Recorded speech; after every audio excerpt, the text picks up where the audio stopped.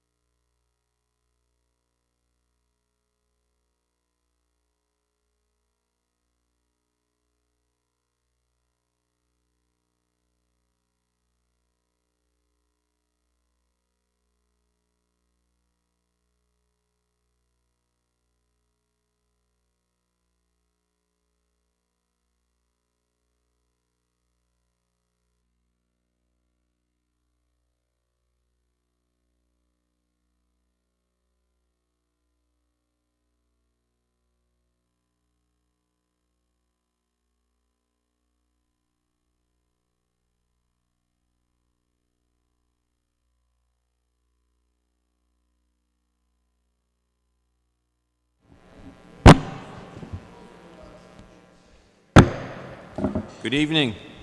Welcome to the joint meeting with the Finance Committee, Advisory and Finance Committee, and the Board of Selectmen meeting for Thursday, April 25th at 7 o'clock. We're right on time.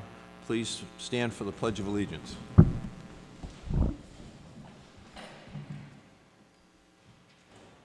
I pledge allegiance to the flag of the United States of America and to the republic for which it stands, one nation, under God, indivisible, with liberty and justice for all.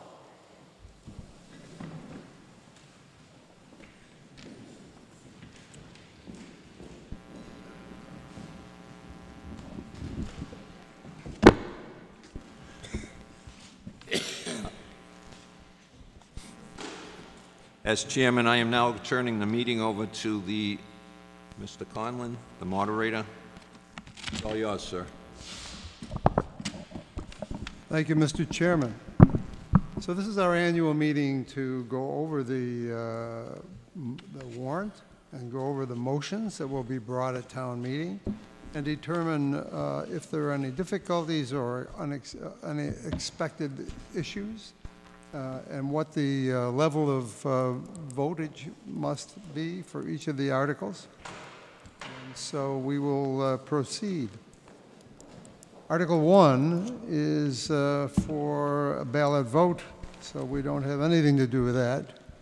But I certainly hope that everybody votes. Article 2 is for authorization to borrow from time to time in anticipation of revenue. It's a borrowing article, so it requires a 2/3 majority vote.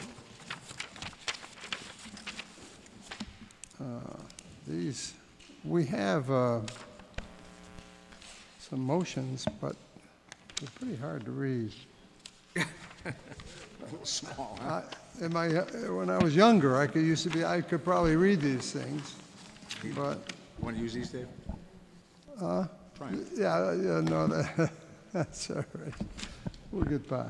Are you actually reading the motion tonight?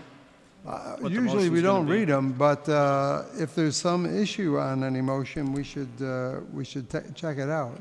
Yeah, but I can't read this one for 2. Jeff, do you want to come up and maybe go through some of these with us? Somebody's got good eyes.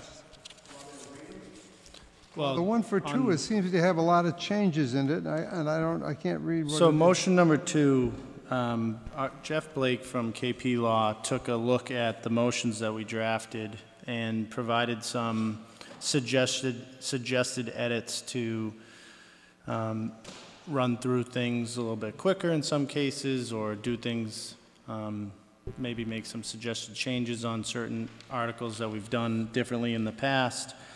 Article 2, his comment was that there's no law requiring that the motion repeat the entire article, especially given that Article 2 doesn't have any funding appropriated to it. So his comment was, instead of reading the entire article in the motion could simply say, I move to approve Article 2 as printed in the warrant. Well, we will be guided by the town council. We have normally done it a little more than that, but I think that should be sufficient. I have to say, though, that the problem here is, for readability, is with Microsoft Word. Now, you hear today a lot of comment about artificial intelligence. Microsoft Word is replete with artificial stupidity. So that's why they make something that can't be read. So we're just going to have to deal with it. On Saturday, you won't have the comments from our legal counsel in the margin, so it will be larger. You'll be able to read it better. Well, it's a pet peeve of mine, sorry. Don't get me going. All right, Article 3. Yes.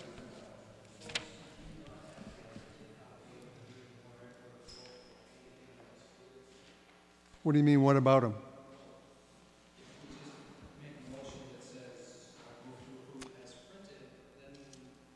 As printed in the... They're gonna think it's this. Okay, so the question is, what about people who don't have anything printed? So we have the recommendations of the FinCom, and that's what's referred to, I believe, when we talk about it as printed in the warrant, right? And they will be available at town meeting. If there's a concern that people won't be able to read those or won't know what's going on, I think what happens is you make a motion the way that the council has suggested it, and then the FinCom explains what the motion's about. And if need be, you could even read whoever's presenting. Is that you? I would suggest that outside of the meeting, because this is a change to what's been done in the past.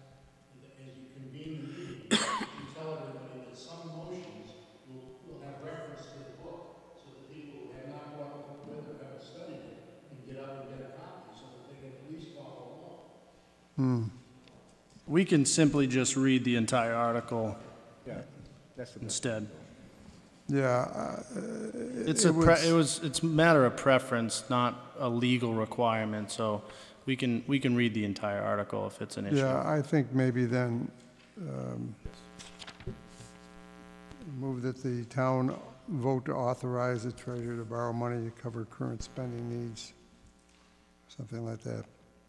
Okay, maybe have a revision of the motion for Saturday.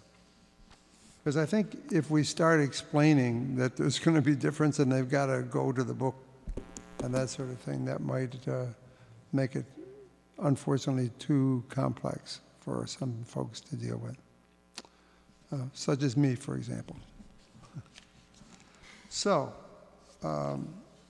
Article 3. It'll be a motion, it'll be, yes, it is, because it's a borrowing thing, so it's 2/3. Yeah.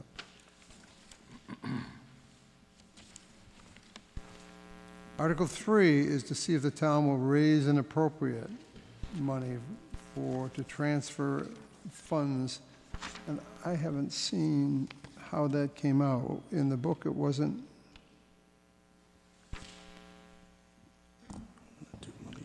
The transfers hadn't been determined at the time of printing of the book.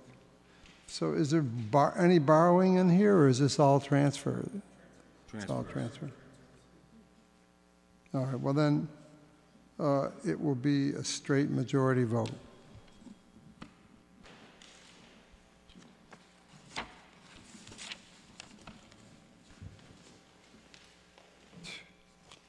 Article 4 is to raise and appropriate or appropriate from available funds sum of money for the snow and ice removal. Again, it's a straight majority vote.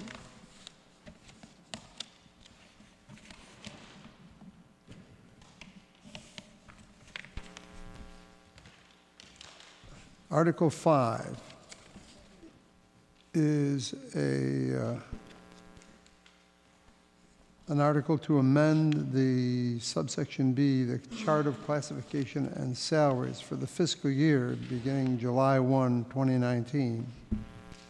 And the people will have to be aware of what is in the recommendation of the FinCom. Now, one of the things that we're going to do in this town meeting is we are going to have a more complicated way of doing ballot votes. So we are, Peggy has arranged to have some folks already determined for tellers. And we are going to try and have, we're also, instead of having stamps on the hands, which can wear off or dissolve if the temperature hits 96, we're going to have wristbands, colored wristbands. So the people who are able to vote will get a wristband and you can see them from a block away, who's going to be voting and who's not. But the other thing we're talking about doing is having like a communion approach, so that the teller will give out a line of voters will stand up, and their bracelet will be checked. They'll give a ballot. They'll rip up the ballot, and they'll put their vote in the box, and then they'll go back and sit down, just like communion. And the beauty of that is it will certainly avoid anyone who loses blaming the referees. But the problem with it, I see, is going to be very long periods where we're trying to do votes here instead of just passing them out and gathering them in. So in years past, we have sometimes had a ballot vote on this article. The town bylaw requires a ballot vote on salaries, anything that awards salaries to town employees. And this article does not award a salary, it sets a salary. But the article that funds the salary is the one that really is one that requires a ballot vote. And I'd be interested in your thoughts. My preference would be to minimize the number of ballot votes we have to take this year because of this new procedure. And I think that we can get away without having a ballot vote on Article 5. So anyone has any contrary thoughts or any thoughts at all, certainly would be welcome. But as explained by our stellar FinCom, there are two steps. One is to set the rate of pay, and then you have to fund the line item that contains the setting. And this Article 5 is one that sets the rate of pay, but it does not actuate the pay because it is not something that is authorizing pay. Any questions on that? All right. Let's move to Article 6, but I'd be interested in giving that some thought as well. Okay. Right. Good. Article 6 is to fix the salary and compensation of the elected officers. So there are 5 salaries. Again, it's the same idea as Article 5. You're setting what the compensation rate will be, but not authorizing payment. So we will take that as a straight majority vote.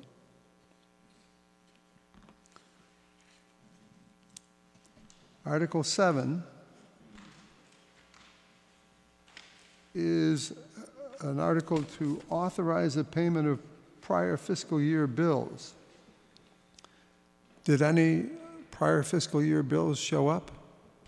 We have some. Well, this is the annual meeting, and at the annual meeting, the quantum of vote that is required to pay prior year's bills is 4/5. So we have a 4/5 vote required for Article 7. Article 8 is the omnibus article, and that is to raise and appropriate the funds necessary to pay the things listed in the omnibus article, including the salaries for the organizations, the town organizations that are listed there, which also include those people whose rates were set in Articles 5 and 6. So this requires a ballot vote, and this will be the first ballot vote we do. And I think we're going to, because of what transpired last August, we're just going to have to take the time to do it the way we're planning to do it. And this will be our first experiment with it. We may find better ways in the future, but we're just going to have to beg the indulgence of the voters. By the way, we also have spent a good amount of time trying to figure out where and how to hold this town meeting. So, you know what happened in August. We had over 600 people here. And usually we have something less than 200. And the seating, I think, is the seating that we have, we will also be augmenting by chairs that we get from the school. But the seating and standing room may get close to 400 or over 400, and it's going to be an issue. We'll have to have, we've got the fire chief and the police chief are here going to be making sure that we maintain safety and order, but we'll have to put people on the floor. We'll probably have to put voters in the peanut gallery, and we'll probably have to put voters on the stage. And we also are going to have, so there's, what about non-voters who want to observe? There'll be the usual few on the floor that are town employees or the press or people who are going to speak on particular articles. But that's usually about 6 or 8 people, not so many. But there may be some that want to come and observe. So what we've done is we've arranged to have televisions that will cover the town meeting, and they will be put in the FinCom meeting room downstairs and also in the planning board meeting room downstairs.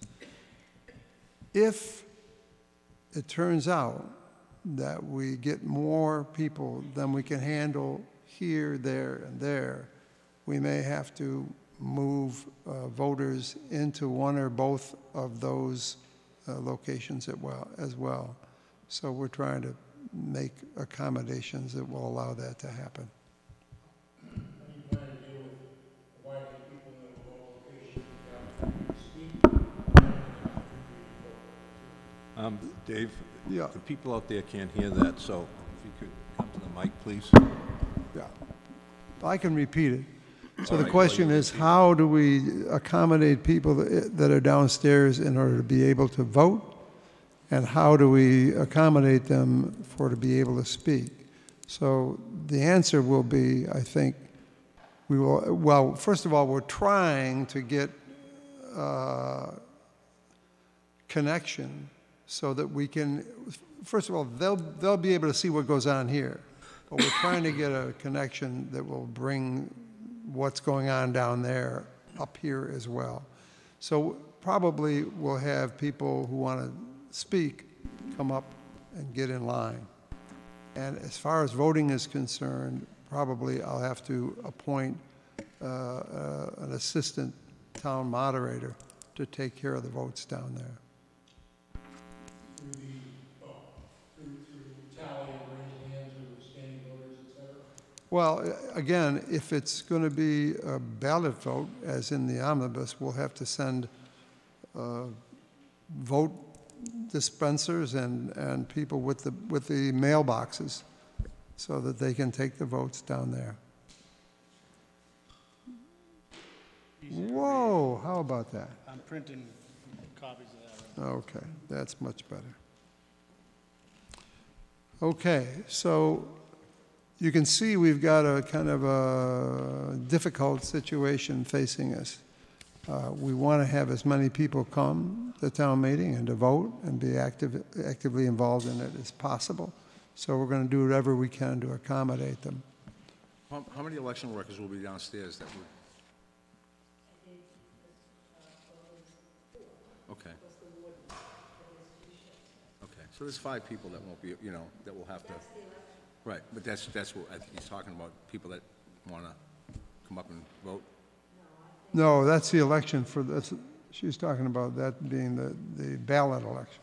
No, I'm talking about if they want to come up, because Mike had brought up the fact that they might want to come up and vote on the floor. Yeah. Also, so there's 5. Okay. I just want to know how many people, you know. Yeah. Well, I think if we're going to have somebody be coming up from downstairs, we're going to need to have somebody down there that can communicate with us to let us know that people are coming up so we don't overrun it. You know, while they're coming up, the vote disappears. It could happen. So somebody down there should notify us that somebody's going to be coming up. I'm hoping we won't have to do that. That's going to be a real hodgepodge lodge.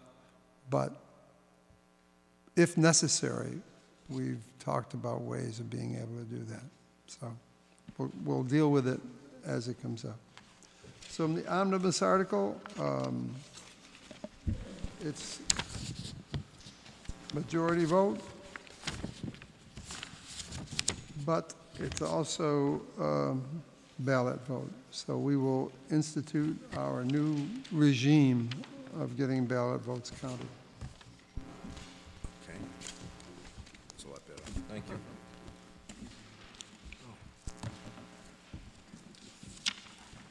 So Article 9.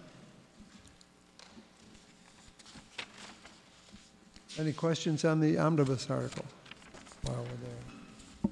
Article 9 is to raise and appropriate money for the water and sewer enterprise. And that should be a majority vote. There seems to be no borrowing. What also has salaries? Yeah. Yeah, okay. So that will also be a ballot vote, the majority only.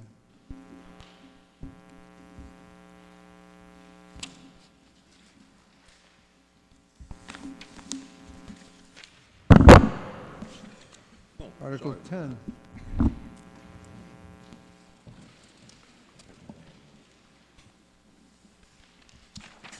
Article 10 is to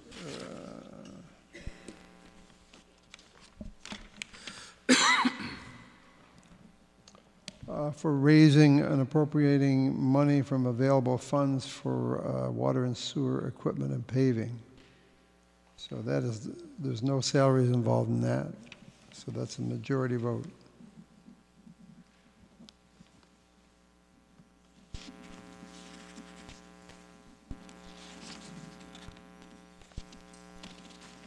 Article 11 is, again, a raise and appropriate for the rubbish enterprise fund. That has salaries, however. So we will have another ballot vote. And our esteemed clerk has printed up, has ballots, up to 600 ballots for each of these things that she's printed up. So we should be covered.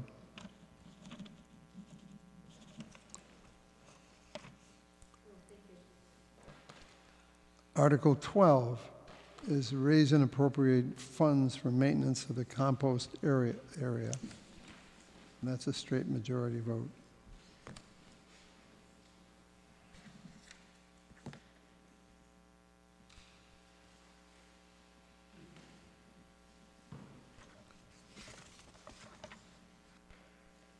Article 13 is to raise and appropriate funds for highway construction and maintenance, and that's a majority vote.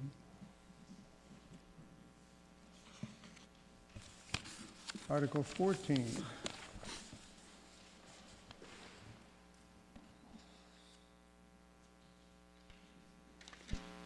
is to amend the bylaws to insert a section dealing with new revolving funds, revolving accounts, and to establish a fiscal year spending limit for such funds.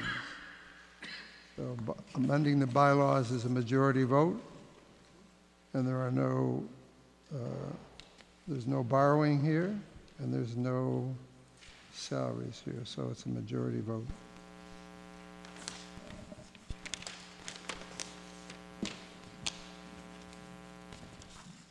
Article 15 is to reauthorize parks and recreation revolving accounts, such as the sailing and basketball, 4th of July committee, etc. Straight majority vote.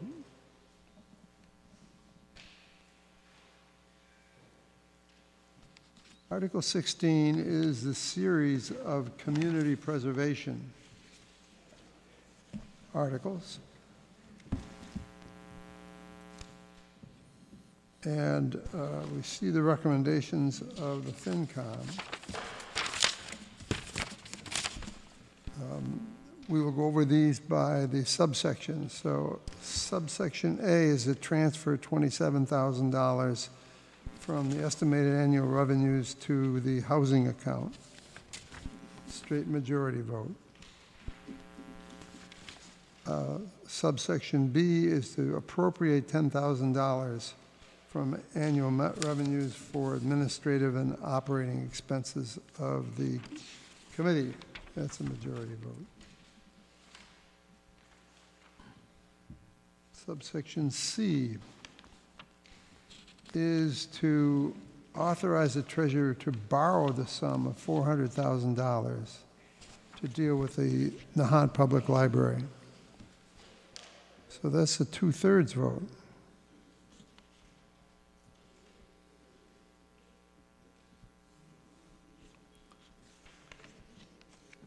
Article D is to appropriate $160,000 for basketball and tennis courts in Flash Road Recreation Area.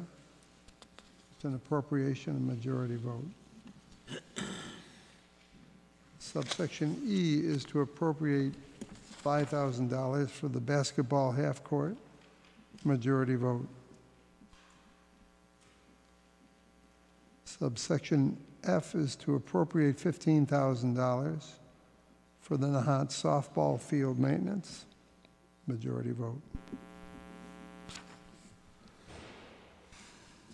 Subsection G is to appropriate $50,000 for renovations of the Council on Aging kitchen, majority vote.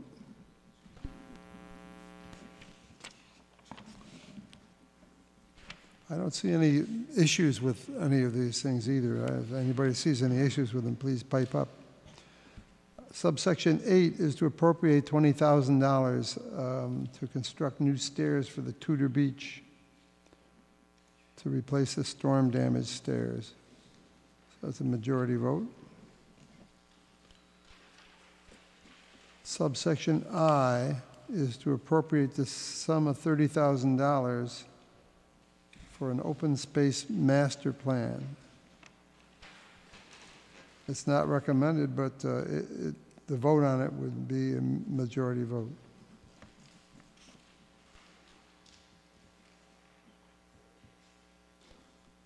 Subsection J is to transfer any estimated annual revenues not otherwise reserved to the budgeted reserve account for later appropriation, majority vote.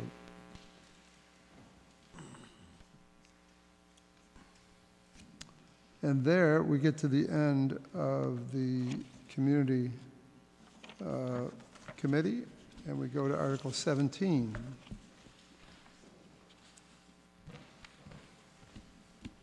And Article 17 is to impose a local sales tax at the statutory rate of 75 cents per cent, 0.75% on the sale of restaurant meals. Excuse me a moment.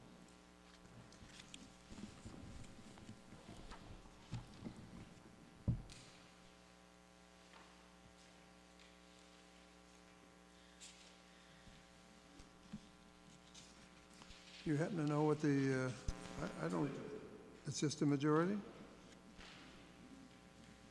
Impose a tax is just a majority? I mean, all right. Yeah, there are some provisions that require more than that. I just wanted to check. This is not one of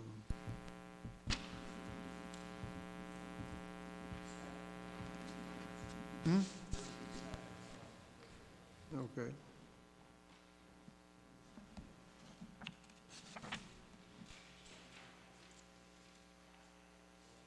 Okay, that sounds good. They read this to be an authorization for the town to impose the tax.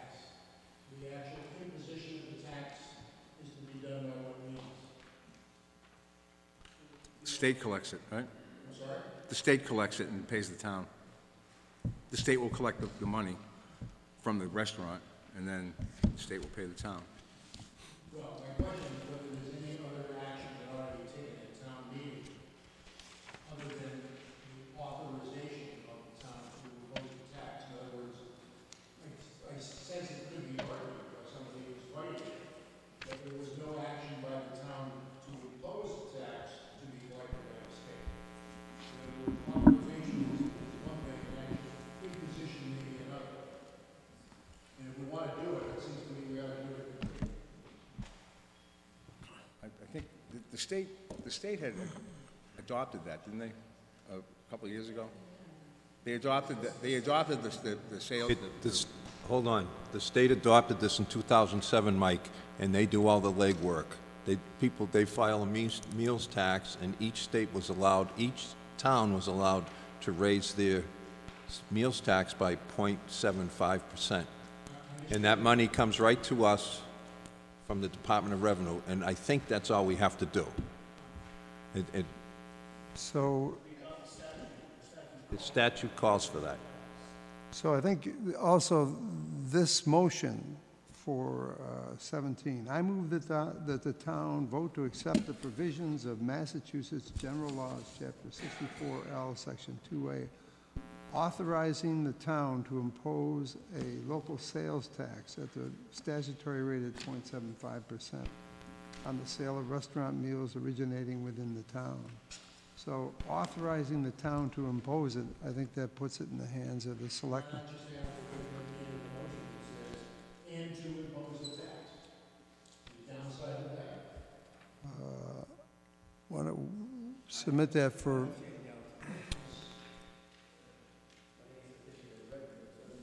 Sorry? I said, I think it's sufficient as written, but if that, if you want to do that, I don't see, it's not wrong. Doesn't it already say to impose?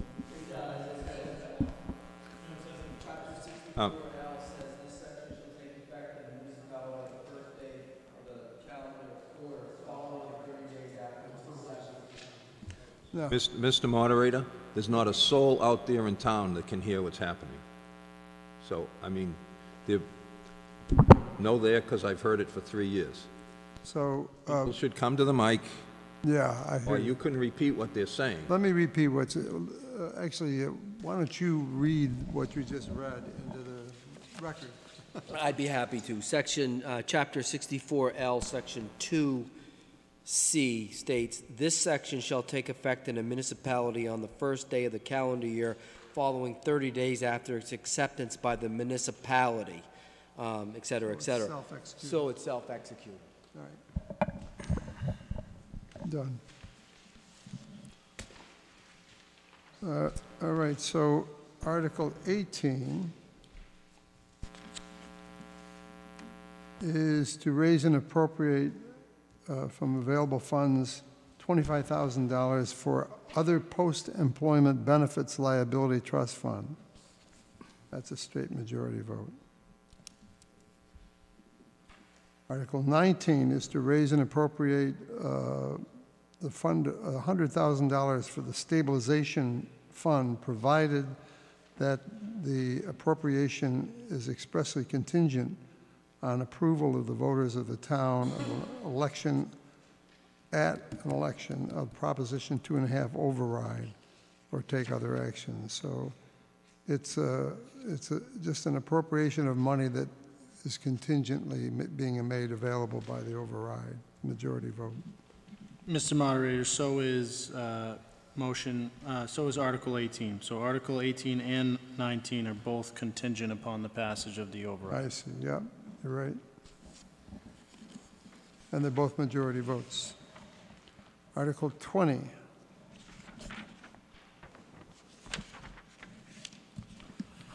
So it's a kind of a mixture. It says raise and appropriate from available funds or raise by borrowing the sum of $476,000 for the costs associated with the repair of storm damage. So I think because the option of borrowing is involved, this is going to be a 2/3 vote.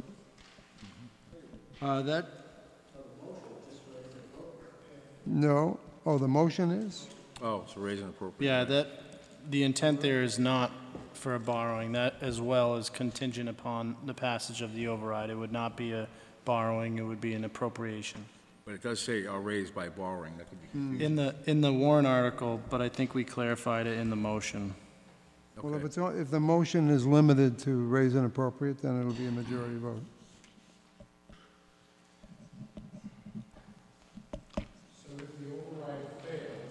I'm sorry, Mike, can you jump to the mic? Yeah. I understand that the motion is limited to raising the funds by additional tax and not by borrowing, as was stated in the article, the warrant article. But if the motion fails, then does that leave us up a creek? Do we need to borrow? Okay, we've already borrowed and paid. Correct. The funds have already been borrowed under an emergency borrowing. This, if the override passes, this would appropriate this sum of money towards paying down that emergency borrowing. We retire the indebtedness, in other words. Exactly. Okay, thank you.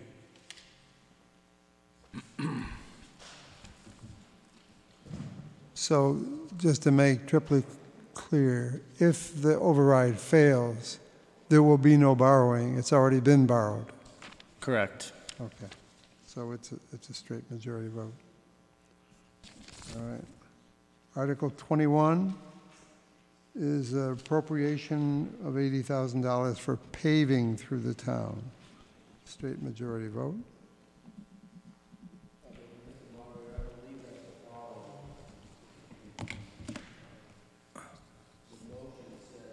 Or by borrowing.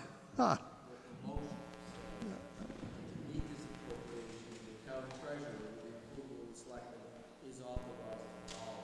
Okay, then it's going to be 2/3.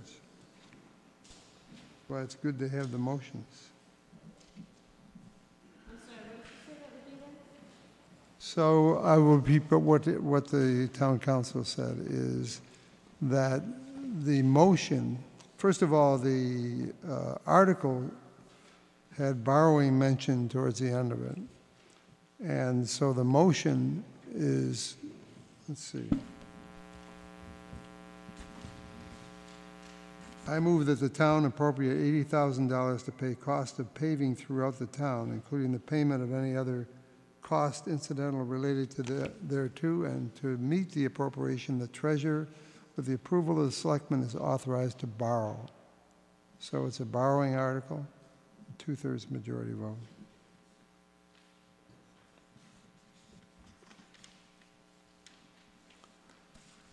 Article 22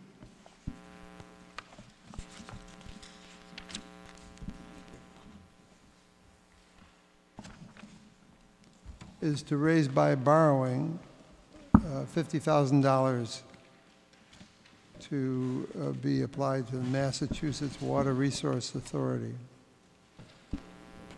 So that's a 2/3 majority vote.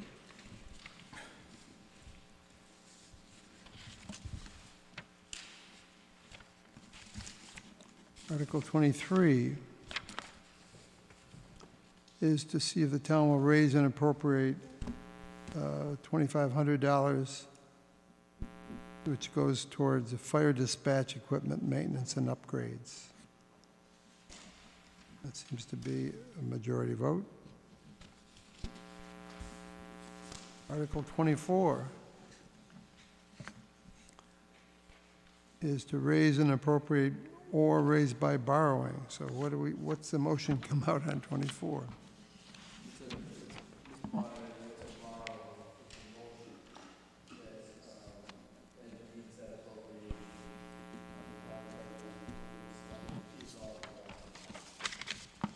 So then 24 will be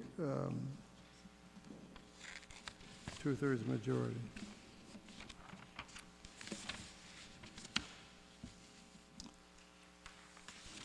Article 25 is green community LED conversion. And again, it says transfer from available funds, borrow or otherwise provide. I mean, we're talking about theft here? We're just talking about borrowing or appropriation. We're not going to steal any money or do anything like that, I'm sure. But how does the motion come out? Is it a borrowing? All right.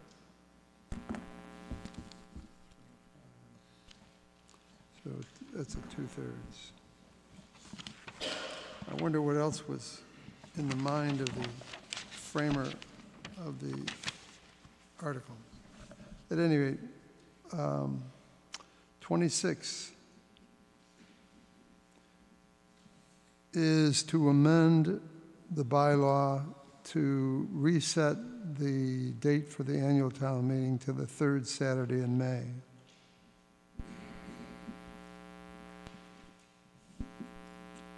So it's a bylaw amendment. It's 2/3, not 2/3, it's a straight majority vote. One of the things that might have been considered in bringing this, you once again have set a quorum of 75 voters.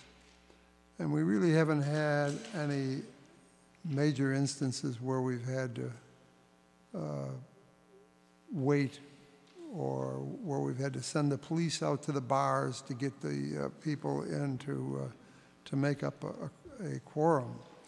But many towns in the state of Massachusetts have stopped the issue of having a quorum. They have a 0 quorum.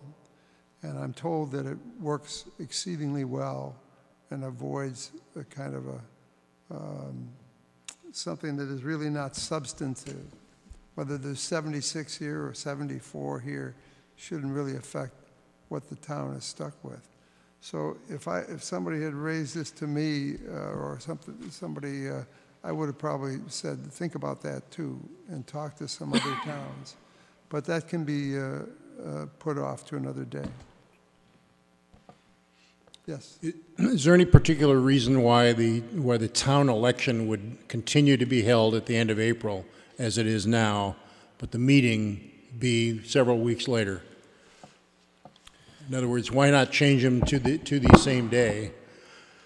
So the intent of this article was in regards to the budget process, based on recommendation from the Division of Local Services. So that was the focus was about the budget process.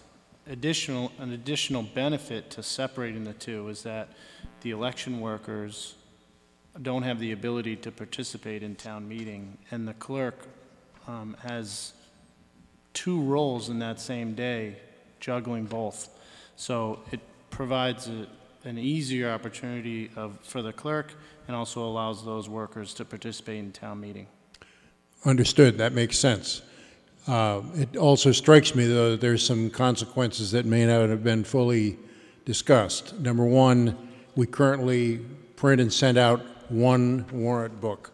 Or we're now going to have to print and pay the postage for two separate publications, one to notice the election and a separate to notice the town meeting.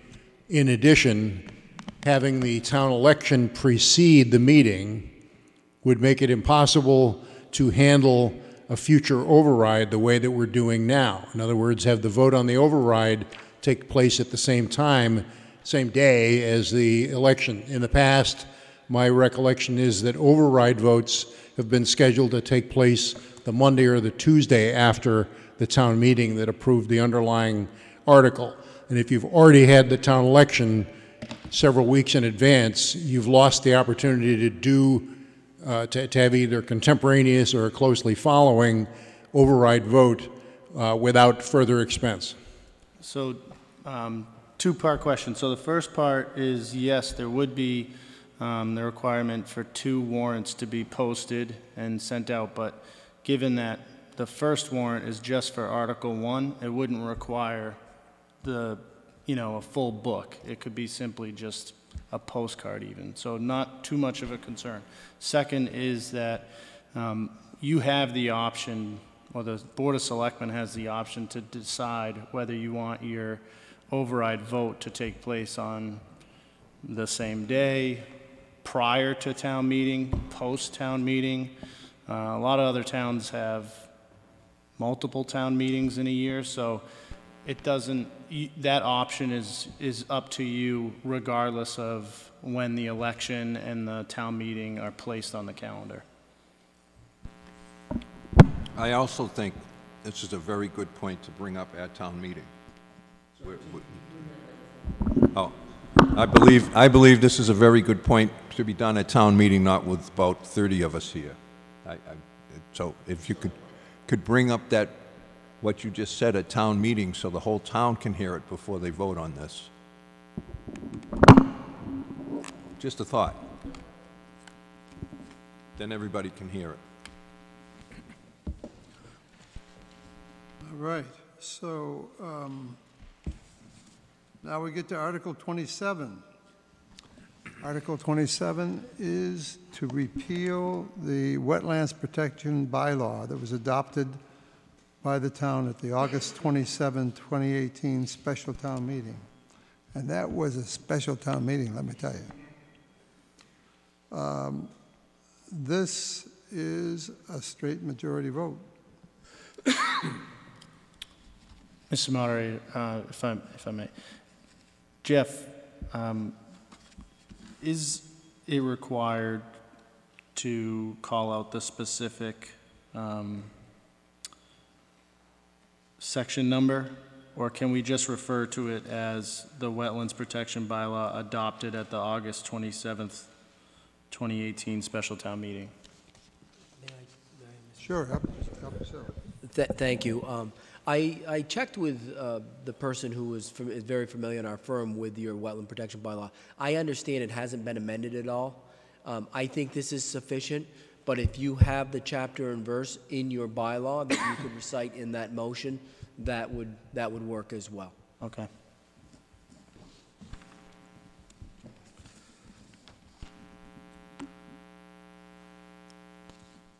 All right, so Article 28.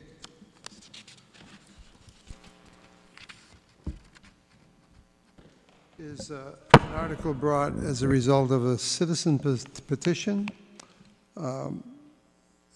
in which, according to the article, the bylaws would be changed to allow any town beach between October 1st and April 30th of each year to be used for the exercise of dogs not on a leash. That is a straight majority vote. On this, it's listed as Town Bylaws, Article 8. And the question is, does it need to be specified as Police Bylaws, Article 8, since it's titled Police Bylaws, or is it fine as is?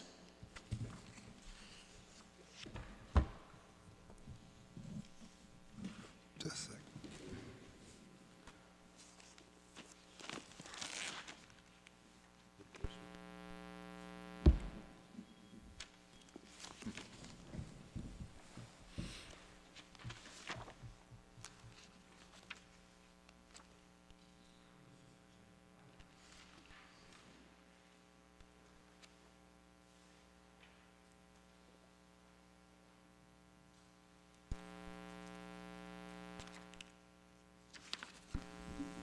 Peg, do you know? I don't have the most recent copy, I guess, in here. I think, actually, the ones I've got don't recite police bylaws. Here's the, it is correct, it is a town bylaw, but someone had mentioned that it was also under the police bylaws. Well, I don't think, so. It happens that in the version of it that was just handed to me, it's got a title, Police Bylaws, and then it has Article 8, Streets, Sidewalks, and Public Ways. And then it goes down to deal Section with 13 is of the next page. 13 is on control of dogs. Right. So I think that when this was enacted, it wasn't enacted as a police bylaw. I don't think police actually can have bylaws. They're town bylaws. Okay. And I think that the Article 8, Section 13 adequately identifies it. Great, thank you. Thank you. That's a majority vote. So the procedure on these articles on which there's no motion by FinCom, you would simply recognize the proponent of the article to speak and move the action by the town?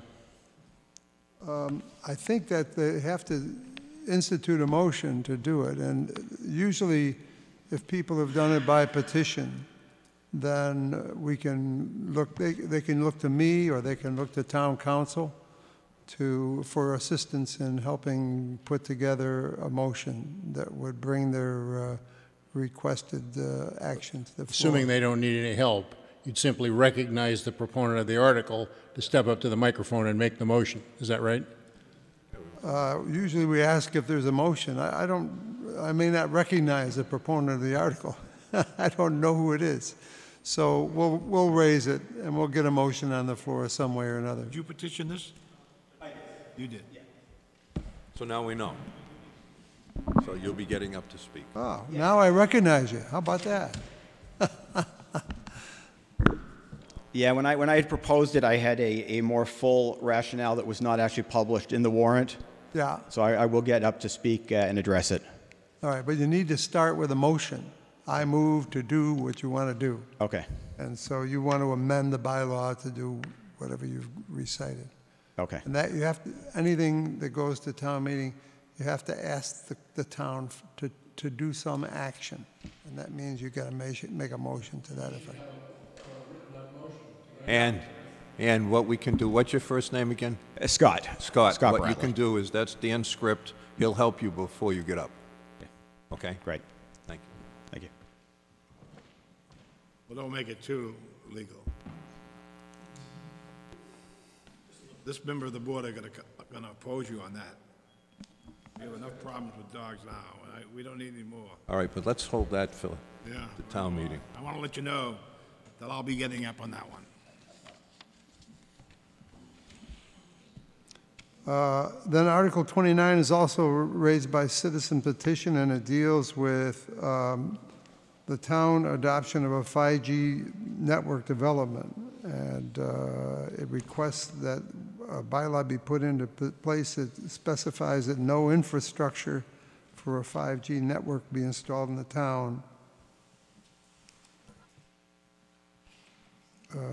until the town has had a discussion and a vote on the issue.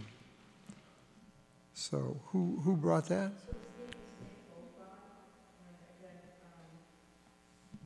Typically, I think it's written as petitioned by Nick Bocon and then registered at Yes. I didn't get, it didn't get the other What, how do you spell his last name? B-O-K-R-O-N. But I would suggest that, if I may, he also use the help of town council. Sure. All right, so Peggy is saying that normally these things are identified by who the citizen was that brought the petition.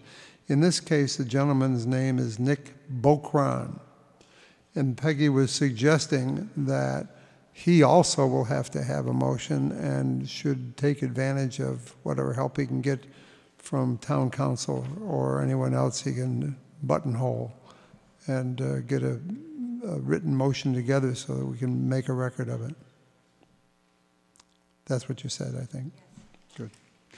Anyway, that is a majority vote. And then Article 30 is to continue committees, and that is a majority vote. And Article 31 is whether the town can accept gifts, and that is a majority vote. And once we get to those two articles, things lighten up for the rest of the day. That's right. It'll be all done, Dave. 31 is the magic number. Well, so I'm hoping, against hope, that we may be able to get through this on Saturday. I'm supposed to be teaching a seminar in New York on Monday and Tuesday, but we'll just see how it goes, and we're not going to overdo it or overstrain the citizenry to get this done. As chairman of the Board of Selectmen, I'd like to thank the moderator, thank the Advisory and Finance Committee. You guys worked real hard this year. As all, but you worked real hard this year. I know because I saw the postings every Thursday. Thank you for your work. And I'd like to thank Jeff Blake for coming and Dan Scripp for your input. Hopefully it'll be smooth. Thank you, gentlemen, ladies and gentlemen. Thank you, Mr. Moderator. Take a 5-minute recess, please. 4-minute recess.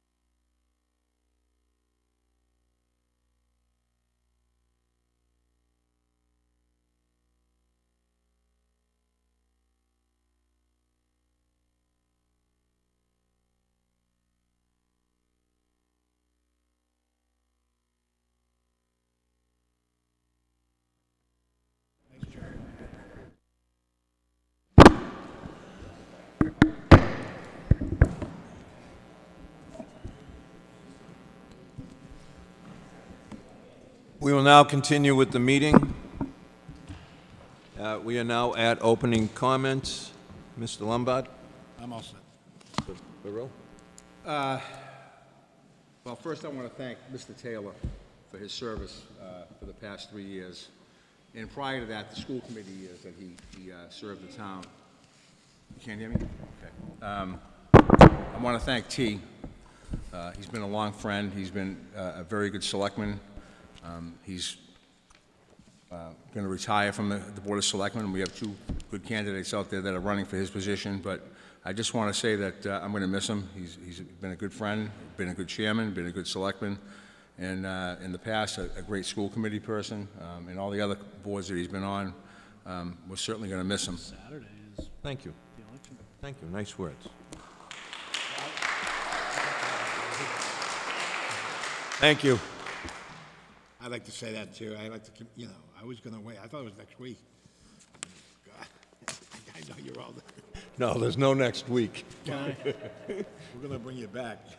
No. You'll find, I'll be on the 6th hole, I think, by Congratulations. Thursday night at 8. You have 3 years, you know, serving with myself and Enzo was a test, a real test. Yeah, and no comment. All right. All right. Good job. Citizens Forum, please. T. Wayne, Oh, wait. I'd also like to echo the comments by Selectman Brill and Selectman Lombard. The last, 8 months, 9 months or so that I've been here, you've been so helpful to me.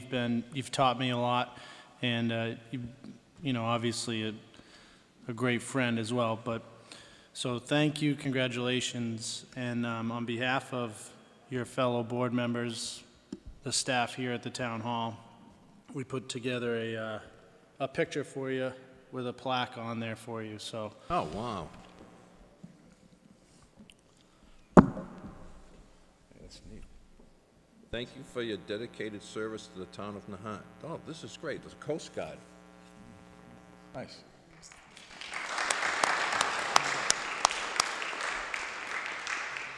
Thank you so much.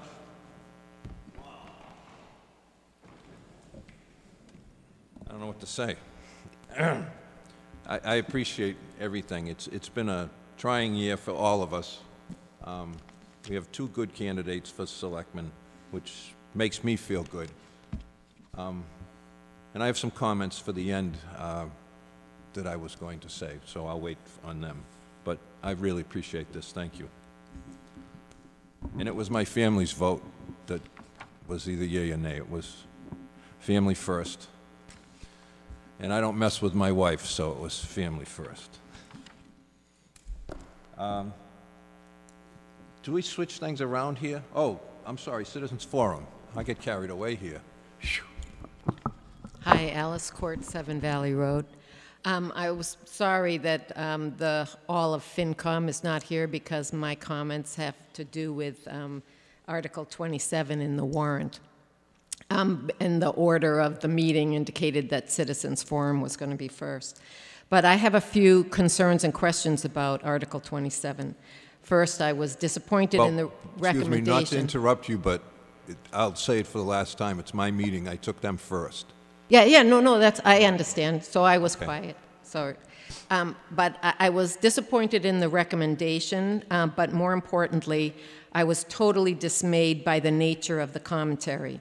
In the rest of the warrant and the commentaries in all of the previous warrants I have read, Nahant citizens were sent factual and objective discussions of the issues at hand with the corresponding and understandable recommendation from the Finance Committee, so that they could make their own informed decision and vote accordingly. The commentary for Article 27 is completely different. It includes unsubstantiated opinion, speculation, inaccuracies, and innuendo, which makes me ask who wrote this piece and felt it was appropriate to enter into the warrant.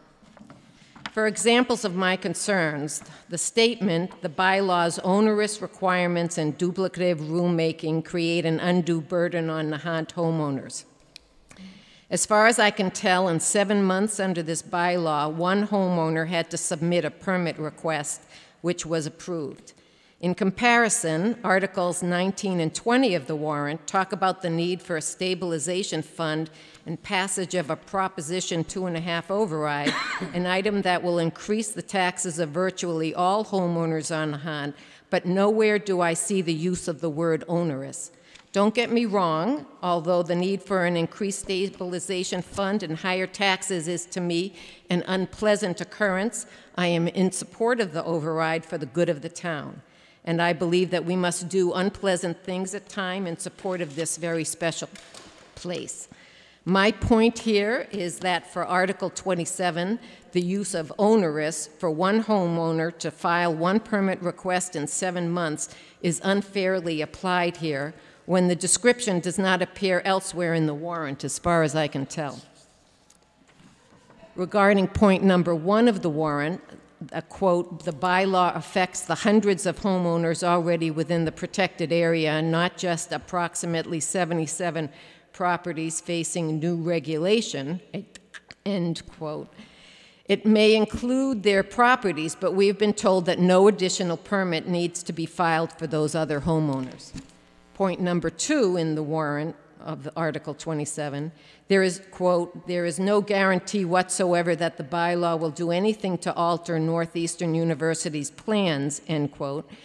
Based on the 2 presentations to the town, we know that 1, a large building on top of East Point, was planned from the beginning, so the bylaw did not force them up there. Number 2, in their second design, the architect indicated that they were limited because of the bylaw. And number 3, based on their response to our questions, they made absolutely no guarantee that they will not expand or build further on any other parts of their properties. So they already have been affected to some extent, and there may not be any other future guarantees. Still, don't we want to try to protect ourselves as much as possible? Point number 3, allegedly, this bylaw will be challenged because it doesn't involve all high elevations. But other towns have a similar bylaw, and as far as I'm aware, they also have higher elevations that are not affected by the bylaw, yet the state has apparently approved these bylaws as legitimate. So I wonder, why are we being asked to consider this an inappropriate bylaw because we have higher elevations too? Point number 4, where is the documentation to support the statement, quote, if you disagree, your only recourse is several years and tens of thousands of legal fees in Superior Court, end quote. This statement is meant to alarm and frighten. Clearly, homeowners who are impacted will have had the opportunity to work with the Conservation Commission to resolve their design options and plans to the good of their neighbors and the environment. The writer of this discussion has fabricated a worst-case scenario as a matter of fact or a fait accompli. Where is the alternative worst-case scenario for us to weigh this against, such as, if the bylaw is repealed, Northeastern will decide to add to the lower areas now in the protected yellow zone a 10-story parking lot, student dorm, and hotel facility for the conference attendees being hosted at its massive East Point Bluff showplace. Are we all meant to use our scary imagination and stated it as fact? I think that's what this comment was. Twice in the discussion, the writer claims, quote, the target may be Northeastern, but the collateral damage is to the majority of Nahant's homeowners, end quote. According to the census of 2000, Nahant had 1,600 households and 970 families. This bylaw affected 77 homeowners that were not already affected. So I'm wondering, what is the math that justified this statement? Other comments in it. Why is the Advisory and Finance Committee of the appointed, not elected, citizens of Nahant denigrating the work of the dedicated members of the Conservation Committee, people of appropriate expertise who volunteer their time in the service of this town? If we cannot rely on their fair judgment of our conservation issues because they are appointed, not elected, why should we rely on the reportedly fair judgment of the members of the Advisory and Finance Committee, who are similarly appointed, not elected, or the members of the Planning Board, or anyone else with the appropriate expertise who volunteers services for the town? I appreciate the work that they do. The Conservation Commission asserts... Excuse me, are you almost done? I am almost done. It's been 7 done. minutes. I am almost done. And no offense, this belongs in the town meeting, but I appreciate you bringing it up tonight. I wanted... Because people need to hear it before the town meeting. People need to hear it, but also I wanted to know, who on the Advisory and Finance Committee supported this recommendation, who was against it, who abstained, and who were not present? Because we were given these numbers as 3 and 3 in the warrant. And did all of those members whose names this warrant is submitted under approve of this discussion, and that was sent under their names? Did you approve and agree with the nature of this discussion? It's the nature of the discussion that has me so upset, because it's unlike any discussion I've ever read in any of our previous warrants. Okay, thank you. Anyone else? Okay. On ongoing business, I'd like to bring up the 34 Bayview Ave with Dan. So I'm going out of order. I'm doing 5A now. We already did 5B.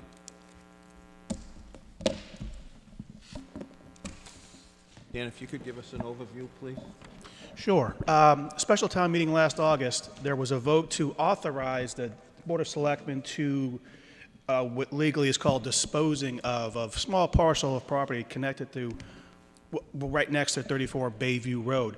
The vote was in the affirmative, giving the authority to the selectmen to dispose of the property, though they don't have to. Also, what the selectmen were required to, let's just say something the selectmen were required to do was get a recommendation from the Town-Owned Land Study Committee. And they have provided the recommendation, I believe, over the past few days, or maybe a week or so, and I believe you have a copy of that currently. The recommendation, as I recall, was not to dispose of that property, but at the end of the day, it's only a recommendation. The selectmen still have the ability to sell the property if they so choose, or they can adopt the recommendation of the Town-Owned Land Study Committee and refrain from exercising the authority to sell that property.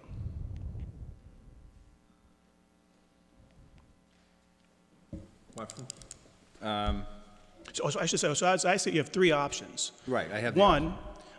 You can take that recommendation under advisement and do nothing but deliberate, think about it, and then come to a decision in the future, sometime in the near future, I should say. Or you can accept the recommendation of the Town-Owned Land Study Committee and determine not to sell the property, or you can reject the recommendation from the Town-Owned Land Study Committee and go ahead and start the process of selling the property. Can you, option 3 is to sell it, and in any way will this affect the neighbors? I mean, are they going to impede on, is she going to impede on their property? Or has it been cut out of the It's been cut out of the original survey, because Mr. Colson and I believe the person came up and mentioned that originally the drawing, the survey did encroach upon their property a very small amount. We've amended that, or to say the petitioners amended that to sculpt out that portion of the property. So that's no longer an issue. So, and I'm reading here that the opinion is that taking this option would set a precedent that would be detrimental in Nahant moving forward, because it would compel Nahant to sell off other portions of its property.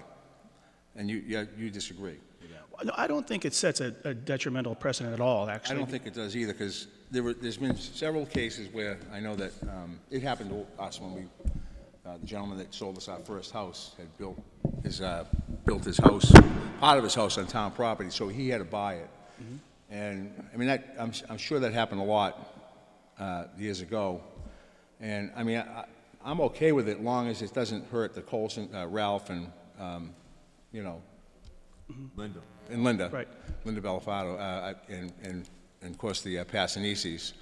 And if Beth is, you know, willing to do it, and it's not going to impede on their property, I don't have a problem with it. Well, I think they're here to address the issue. They want, if they so choose.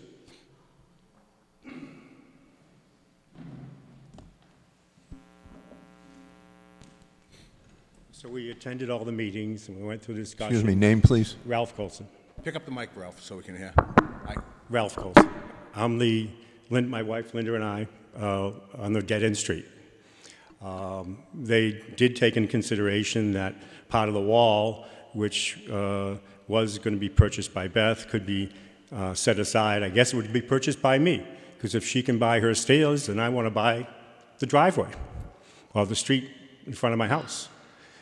The whole situation is, the street was designed with 2 half moons in it.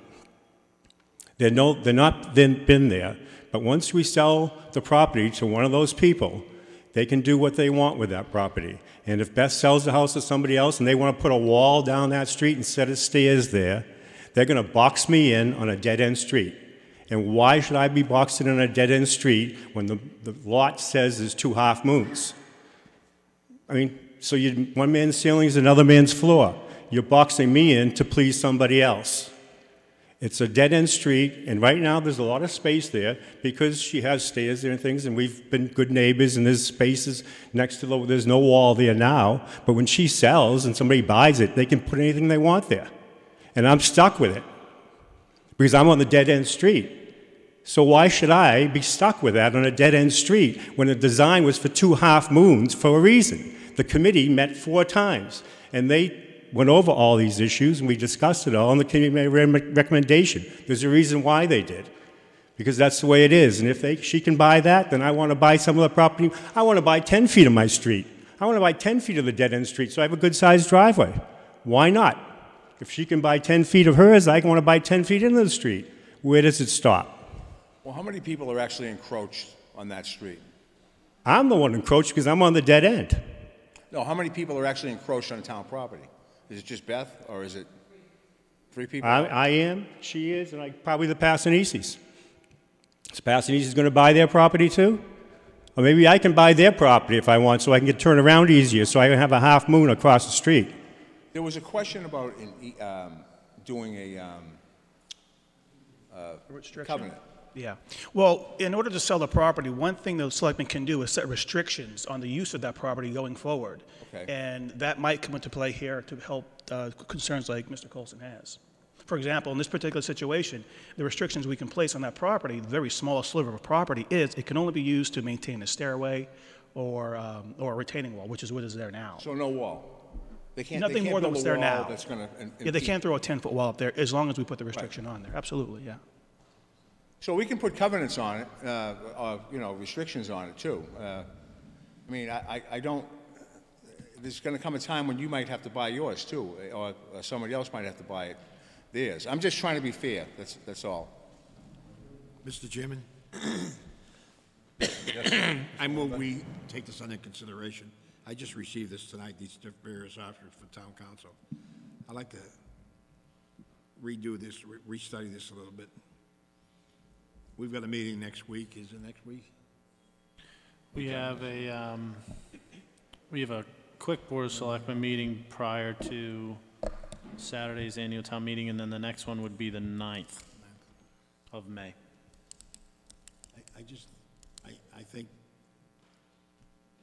sit down and, you know. It has been going on since August, Richie. I'm sorry? It's been going on since August, don't forget. Yeah, but I was ready to vote on and move on it, but I didn't think there was no problem. All the neighbors were and all of a sudden now, we got neighbors coming up questioning it. I mean, we had no neighbor question it before when she brought the proposal up. Then all of a sudden, they looked at this thing and they said, wait a minute, let's... Well, is there a resolution that we can come up with?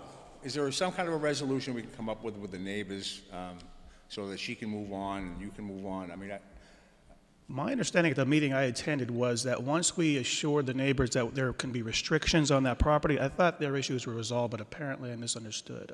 Maybe I didn't. Maybe you can clarify. Julie Tarmy. I'm a member of the Town-Owned Land Survey Committee, and I just have a question. The covenants that I know we discussed, how long does that last? Does that just last with the next owner and then it has to be put into the next? I'm sorry, go ahead. The statute says, I believe it's 20 or 30 years. I forgot the exact, but it's so it's this decades. could come up again? Sure, in a few decades, yeah, absolutely. Okay. Yeah. Thank you. Sure. I'm the other person you mentioned. I'm Linda Bellafato. I live at 38 Bayview Ave. And I wanted to remind you that this is a street, and that was one of our other concerns about it. It's a public way. It's a deeded street. It's not an extra piece of property just sitting there being covered. You also have to go through a process to abandon that street in order to sell it. And that is one of our objections. We want to keep our street. We would like our street to be the way it's supposed to be. We did talk to you about all these issues at the meetings. We've sent letters to the Board of Selectmen and all the members of the committees. So I'm surprised to hear you say that you haven't understood that we were upset about this or against it. No, I'm saying when Beth came up with that request, there was no problem. I didn't receive a problem. Am I correct? There was no problem with the neighbors. Well, there was a problem because it was the first time we became aware that there was a problem with our property. Before that, we had been reassured that there wasn't. I'm not going to debate with you. I'm just saying there was opposition all of a sudden out of the blue. So I'm willing to sit down with the town council and the other members of the board to take a look at this thing, rethink this.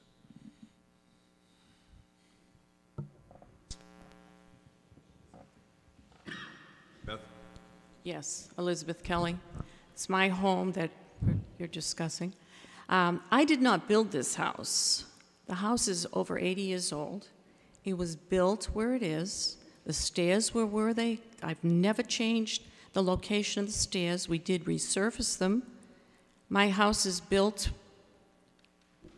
after the fire, the 1925 fire. It was one of the only houses on the street except for the Passanisis and a few down the end. Linda, I owned the house before Linda and Ralph ever moved in. It's never been any different. I've been there for 44 years. I need a clear title to ever sell my house. It's 235 square feet, and it would be a real hardship to have to redo the whole front of my house. The gas lines have to be changed, the meters. If I put stairs down the side into my driveway, I lose half the driveway. The gas meters can't go under a set of stairs. They all have to be moved. The front stairs are built on a ledge. I mean, it's an exorbitant expense to us. Never mind that house would just be a horrendous eyesore. This has been 2 years now that I've been trying to do this. And what's the price? Is the price $35,000? What's the number on that? The town-owned land study committee, I believe, came up with an estimate between $5,000 and $7,000, if I got that right, if their report was accurate. I still think that it should be resolved somehow because she can't sell her house this way. She's got to tear her front stairs down if she wants to sell her house. There's other encroachments on the street. We need to resolve this in a good manner. Oh, I agree with you. Right. I'd like to do it tonight, but all of a sudden I received this memo tonight from you. The options 1, 2, and 3. Mm-hmm. And I'm looking at this, I'm reading it, and I'm saying,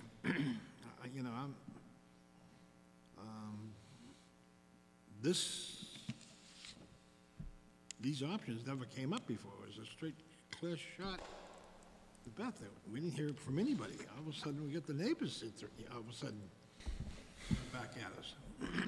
So.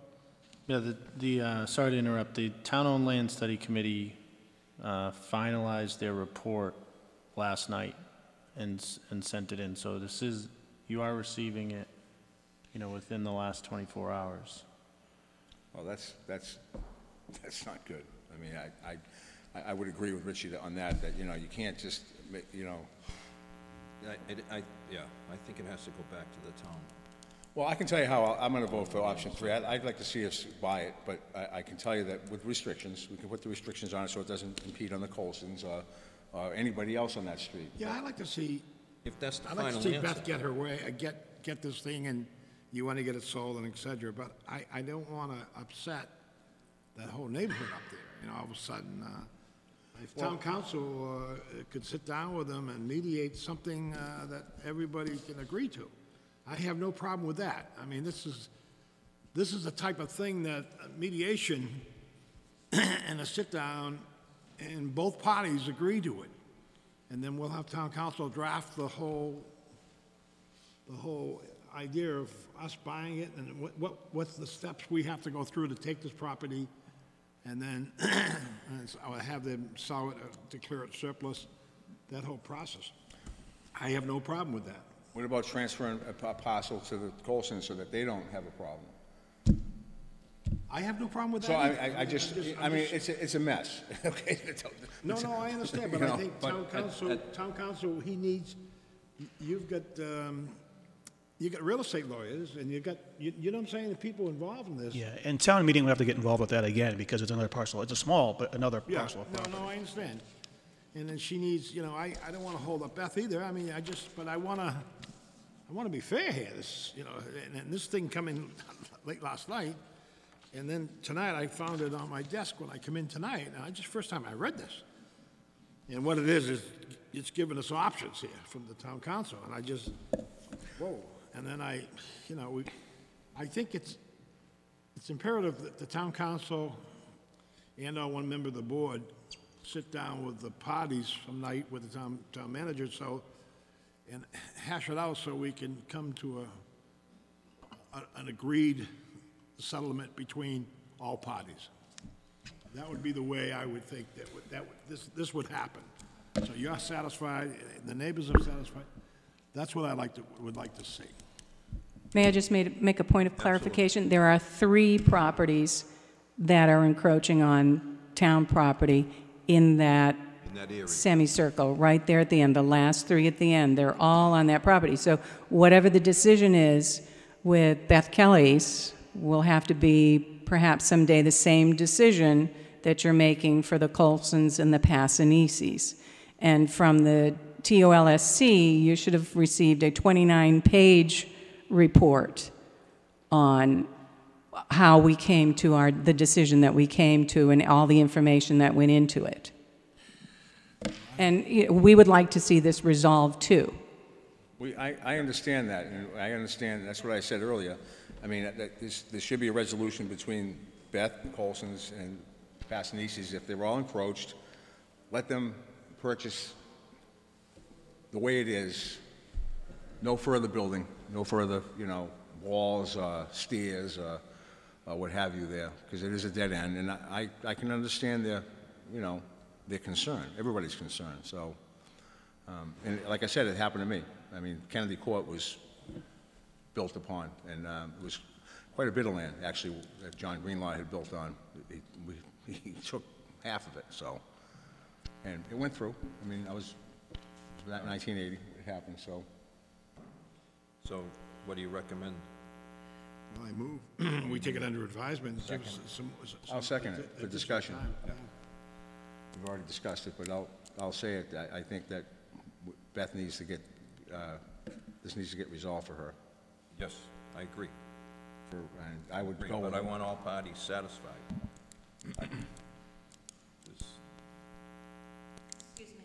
Hi, I'm Anne Marie Passanisi.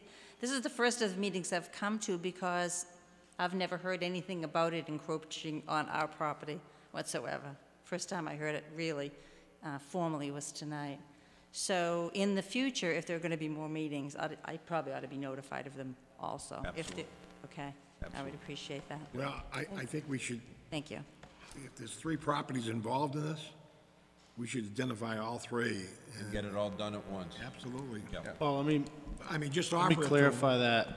So you have a dead end, and at the end of that dead end, you have the Colsons right ahead. On the left side, you have the Kellys, and on the right side, you have the Passanisis.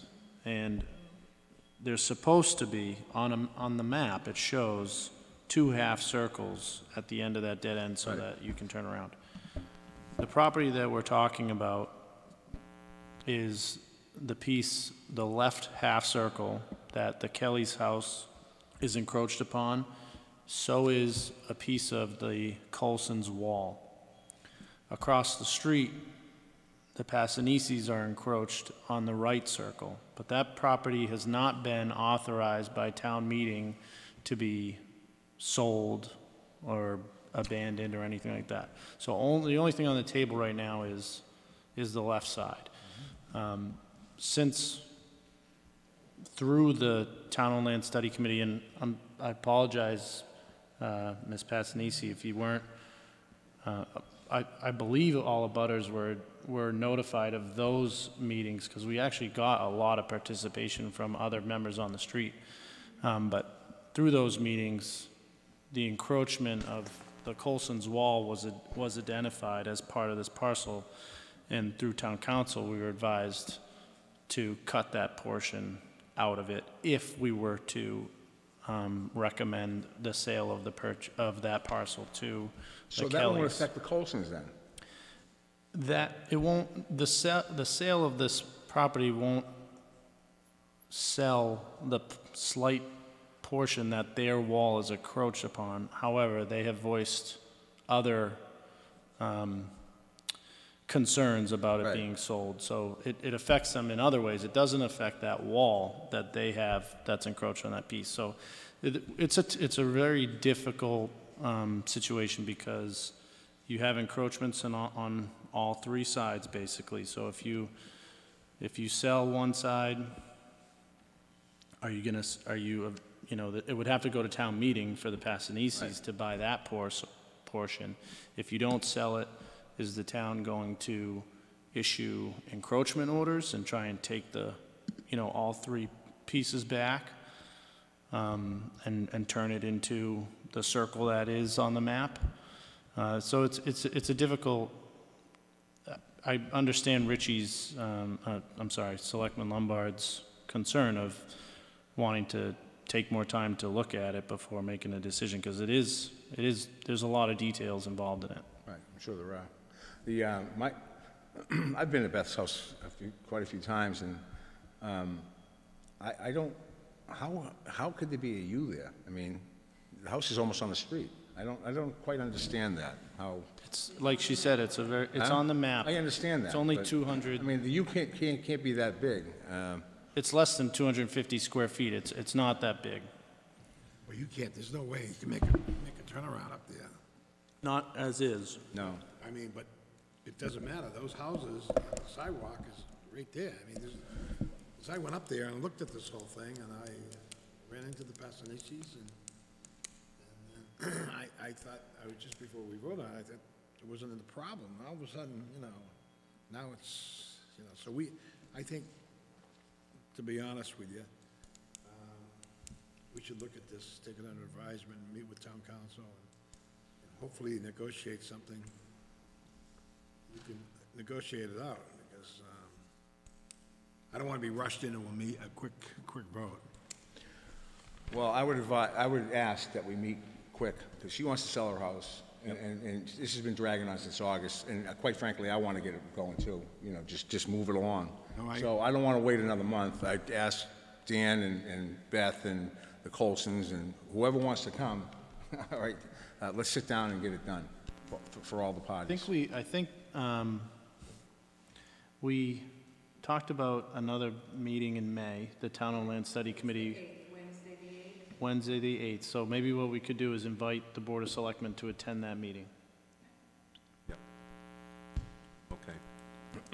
Those in favor? Postpone. Well, okay, yeah, I guess. Till then, and to get this done for her, period. For all of them. Unanimous vote. Next item on the agenda, new business. We'll go back to correct order. Appoint Zachary Taylor as Department of Public Works Superintendent. Mr. Town Administrator, give us a little. Sure. This position was posted prior to myself becoming the town administrator. It was posted open until filled.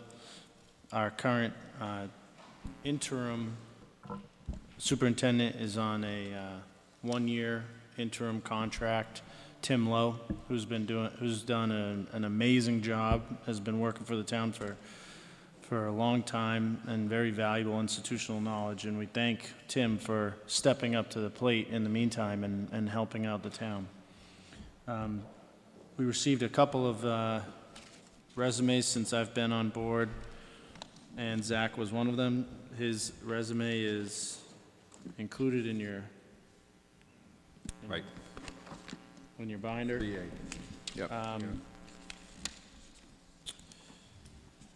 Interviewed excellent, has a tremendous experience on public works types jobs, project manager experience, so. Plus, he was a summer guy. Yeah, and that helps. Again, of course, a wealth of knowledge of the town and the infrastructure and the issues we're facing, and so I ask that you approve this appointment. Mr. Limbaugh?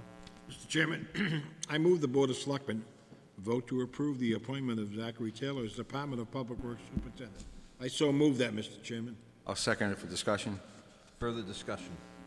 Discussion I'd like to have is the effective date would be when? June 1st. June 1st. Okay. Put that in the motion. Sorry. I'll add that to the motion. Yep, okay. I was just going to say that, too. The, There's enough Taylors to sink a boat. No relation. I just want to say that Zach comes Sure, with, we're appointing, yeah, a cousin or something. He's probably a cousin or something, huh? Oh, sure, yeah. That's terrible. I'm sorry, go ahead. oh, it's all I right. interrupted. That's okay, no. No, I just want to say, I think we need a project manager in Nahant, and Zach has some good experience with that. He's worked with a lot of environmental firms, which I'm happy to see. I've known Zach all his life. He's a good kid, and I think that, you know, given what happened at the wharf and on several other projects, he'll, you know, we need somebody like him there, so I'm happy that we're hiring him, so. Yeah, he's got a great resume. You looked at his resume, he's going to be a welcome addition. Very good hire. Absolutely. B, appoint. Call the question, Oh, I didn't call the question? Ugh. All those in favor? Aye. Unanimous vote. Thank you. I was carried away with him being my relative, you know? Well, we're going to run the background check now. Have a blood test. Blood test. I'll go to the next one. B, appoint Max Casper as interim alternate building inspector. I move the Board of Selectmen vote to approve the appointment of Max S. Casper as interim alternate building inspector. Second the motion. Discussion. Great individual. Very good golfer. He plays Thursday night. He's a very nice guy. He's the current building inspector in Swampscott. He is, so we're in the process of looking for an alternate building inspector, and Max, being the building inspector in Swampscott, has his credentials, has all his certifications, so he's able to step in an interim basis while we search for. Our other one doesn't want it anymore, or is it done? Yeah, correct. Okay. Excellent choice. Yes. He's very good. Very, very, very. Congratulations to Zach and to Max Casper. C, approve the following. You gotta we couldn't do vote again? Oh my gosh. Do I want to get out of here or what? You certainly do. I thought you had another week. Where the hell am I? Don't say that. Don't say that.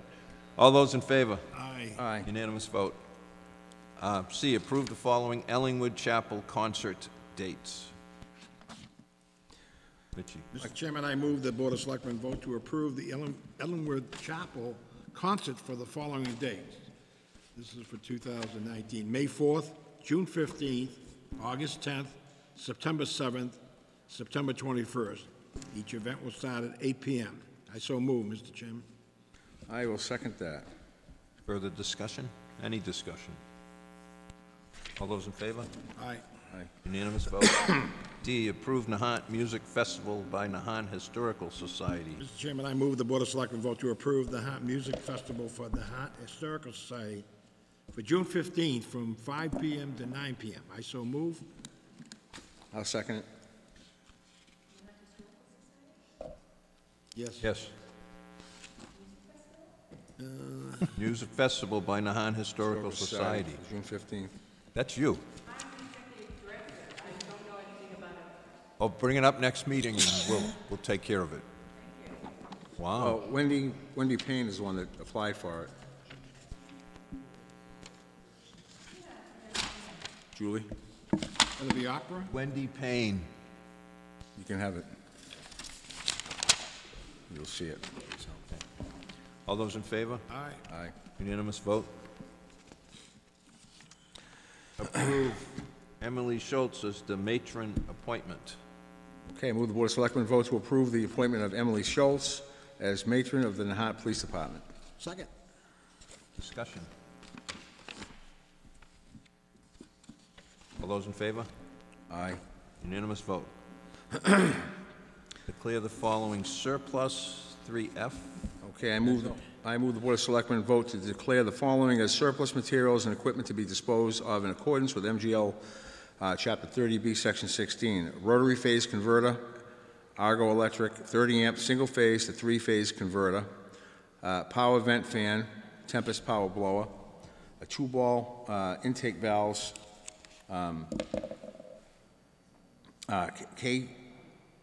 K12 saw, Husqvarna 371K, reciprocating saw, Craftsman, and battery jump pack, DSR Pro Series. Second. Discussion. Hearing and seeing none, those in favor? Aye. Unanimous vote. Town Administrator report. I'll be right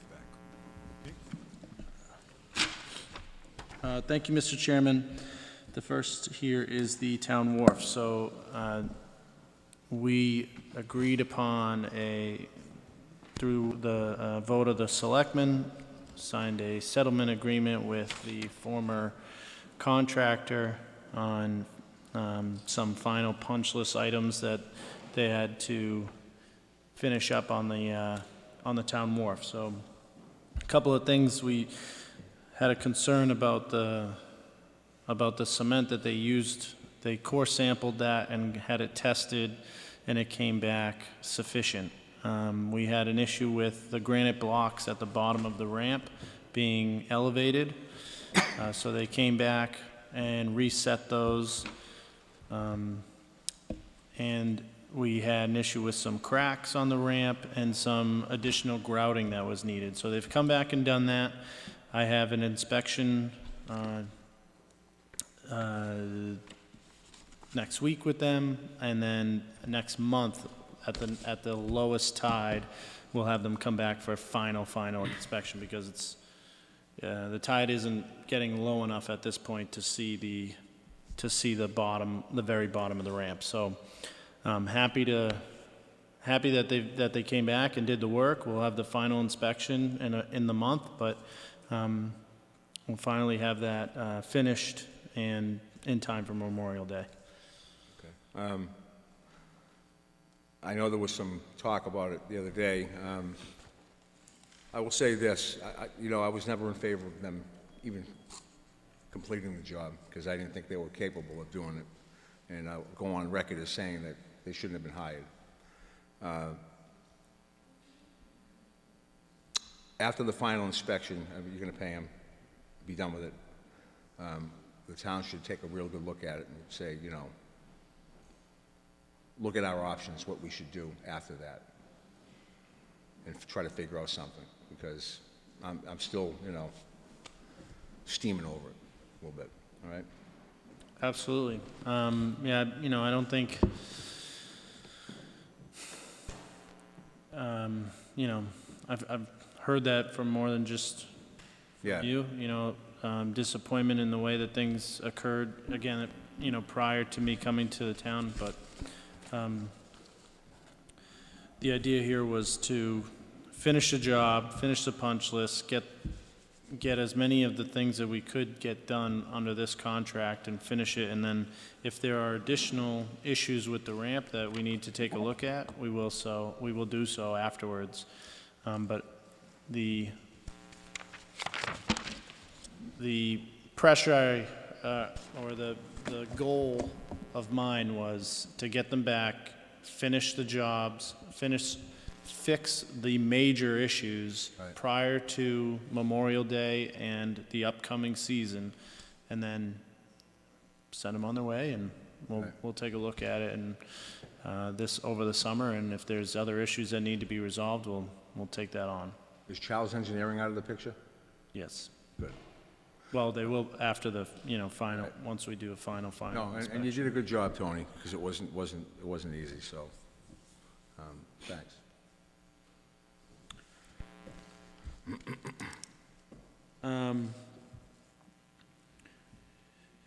Annual town meeting and budget. I mean, we've already gone through it enough, so I'll skip over those two. Thanks.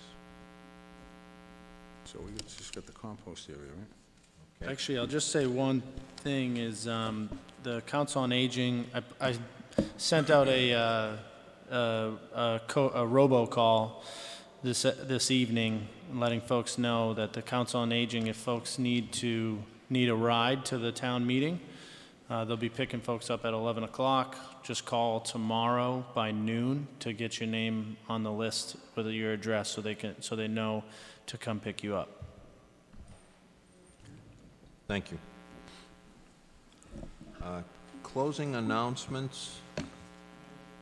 Oh. Please. Thank you. Ken Carangelo, 81 Railroad Road, and for the moment, a member of the FinCom. I'd just like to say it's been a pleasure working with all of you for these past 4 years, and I wish Mr. Barletta the best in the future. I realize this is not the venue for a bigger discussion. However, given the audience and the forum, I just wanted to quickly address a few of the points that were raised regarding the Finance Committee's recommendation in the book. First, the vote was 6-2 in favor to repeal with no abstentions. That was everyone present. There was additional discussion after the vote was taken in that meeting and in subsequent meetings as to the general content and points of the write-up. With regard to the word onerous, which I elected to use, quite simply, there are 11 pages of the bylaw, there are 16 pages of the regulations, there are more criteria than there were before, and there's a requirement to go to Superior Court for any sort of appeal. To me, that by definition is onerous, and if that word selection caused consternation, my apologies. With regard to the number of homes affected, as the Concom has stated repeatedly, the bylaw affects everyone, not only the 77 additional homes that are in the yellow zone, but the existing homes that were in the pink zone that were already covered. The wetlands bylaw does apply to those homes, so the number 77 is not an accurate representation. With regard to Northeastern building in the yellow zone or doing whatever they want to do, there are already protections in place. There are multiple arguments, and this will all be settled in court, I'm sure, because of the way this was brought to bear, the way that it is specifically and publicly and repeatedly targeted against Northeastern is not going to be resolved by drawing yellow circles on a map. So with that in mind, Northeastern and the town will have to work something out. With regard to the higher elevations and those parts of those properties not being addressed in the bylaw, we live in a 1 square mile ecosystem which has 2 islands. And it's interesting that much of the Conservation Commission's conversations about what's impacted in keeping water out of people's basements, et cetera, as one of the reasons for the bylaw does not, the argument the other night was that stuff that comes from uphill is more stormwater than wetlands, so it should be addressed there. Again, it's a 1 square mile ecosystem, so That was the rationale. As far as the time and cost for Superior Court case, those numbers in terms of a couple of years and tens of thousands of dollars are based on the anecdotal experience of myself, members of the FinCom, and members of the community that I and we have spoken with. So it is not a hard and fast estimate. And finally, in terms of raising the distinction between an appointed versus an elected body, and all of this mirrors a wonderful dialogue going on Facebook, but the FinCom is appointed, the FinCom makes recommendations, the FinCom does not control what the population does. Voters decide based on the recommendations or not. They vote. The FinCom has no control over what voters do. The Conservation Commission is appointed and has control and has, with the bylaw, established that recourse is Superior Court. That's the reason for drawing the distinction. We make recommendations, the CONCOM takes control. That's all. I just wanted to state that for the record. Thank you. Thank you. Again, for you out there in TV land, this is all information that will be at the town meeting. I know. Do you want me to read your, want to read these? Before we get to, I'd like to read this first because it's something that I really wanted to read, and then I'll have comments afterwards. Some time ago at a Board of Selectmen meeting, I mentioned the idea of allowing residents to temporarily park along 40 steps. I felt that if all residents were being asked to help protect the area of that town, then all residents should be able to temporarily park and enjoy the view, especially when you have parking stickers. The idea prompted a response of outrage, accusations against me and my fellow board members, and even a petition which called for no parking from 40 steps to Canoe Beach to 40 steps to Canoe Beach. I mentioned this tonight at my last Board of Selectmen meeting because it is an example of the division in our community that has to stop. I know I said it before. If I had to give a grade to all the meetings that I've run this year, I would give it an A- because everyone, angry as they might be and upset as they might be, were professional. 95 out of 100 times. So I'll eat the 5%, and so I just wanted for us to continue that we are all living together, and we have to live together. So I just want to get that off my chest. Thank you. Compost area. Mr. Burrell, would you run those? Yeah, sure. Spring leaf pickup will be Monday, April 29th. Leaves must be out on the curb by 7 a.m. That's, okay, and the compost area will be open Wednesday and Saturdays, 9 a.m. to 3 p.m.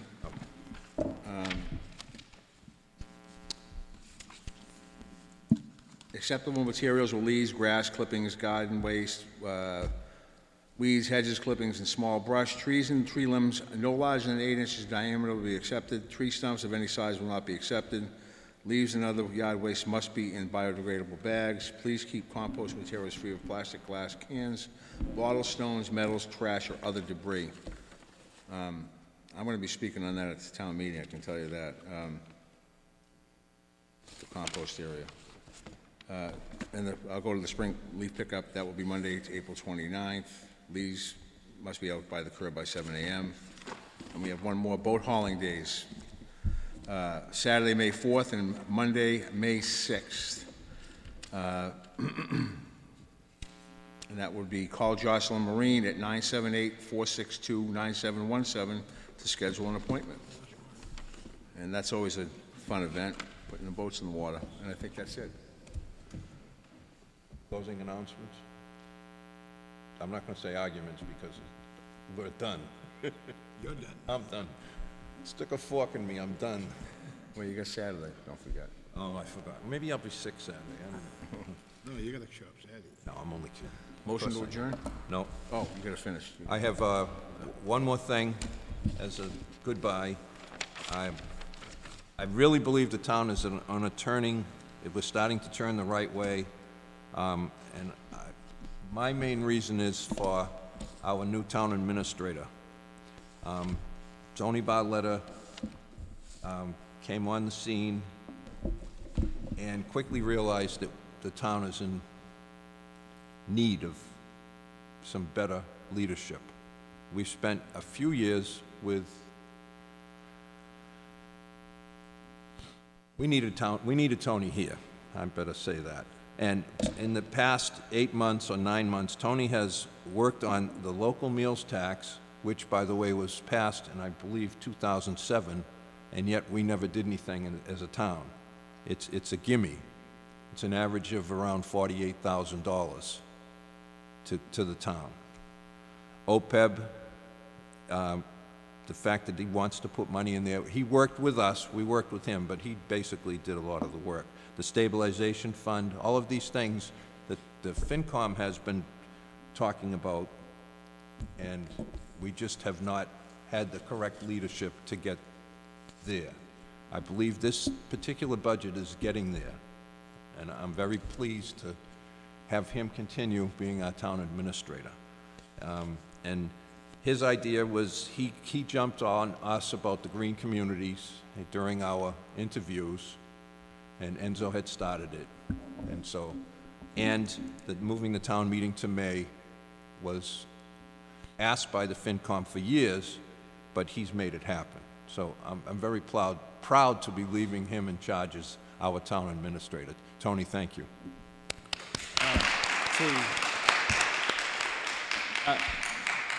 I appreciate your comments. I'm touched by your comments, but you know, it's the people that work for this town, the volunteers for this town, you, the board, the committee members. I'm nothing without the folks that I've been able to learn from and lean on, and that's the only reason I've been able to learn so quickly, is because of all the help and support I've had. So I appreciate the comments. I appreciate all that you've taught me in the time that I've been here, and I appreciate the friendship that we've built. Thank you. And thank you, gentlemen. It's been real. Yeah, it's been real. Hello. Hello. Motion to adjourn. Motion to adjourn. I'll second it. Those in favor? Aye. Aye. We are adjourned.